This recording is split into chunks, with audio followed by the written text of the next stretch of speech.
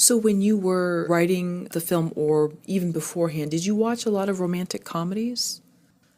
I didn't really. I mean, I've always liked that kind of genre anyway.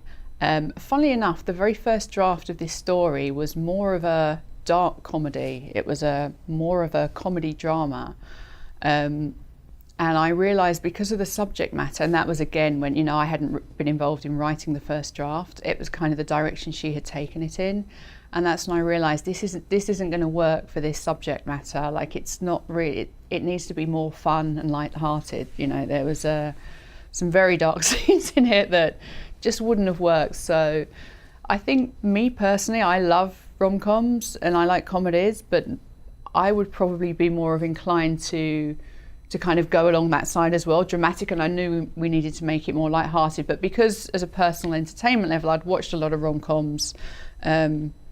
I mean, this isn't a traditional rom-com, it's more of like an indie comedy. I mean, this was one of the things we did in the test screenings. We wanted to see what people really, what they thought of it as. Was it a rom-com? Was it a comedy? Was it a comedy drama? And it was pretty even keel. So, there is romance in it, but it's not your traditional rom-com. So I didn't really want to watch anything to try and compare and put this in the same category, because it really doesn't fit quite there, I don't think.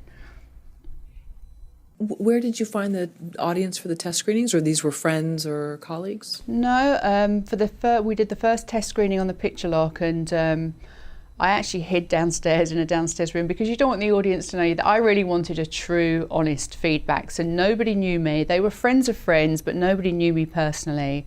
So our editor ran it all, and we gave questionnaires, and which character, was there any character you didn't like, and is there any scene that bored you, and that kind of thing. But at this point, it wasn't for the script. The script was finished. It was for actually if we were going to change the edit or not. So I think we had about 15, but additionally I would send it out to directors and editors and other people to get feedback along the way as well. But for that particular test screening, I didn't know any of the audience, and I tried to make sure they weren't in entertainment as well. It's better to get and that also it was female, more female than male, just to get kind of our target audience feedback.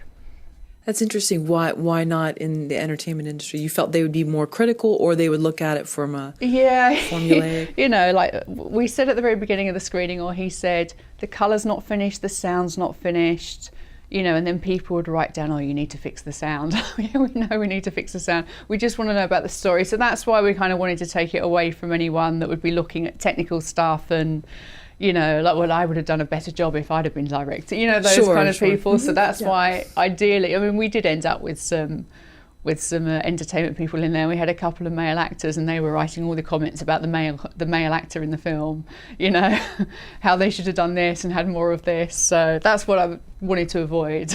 Sure.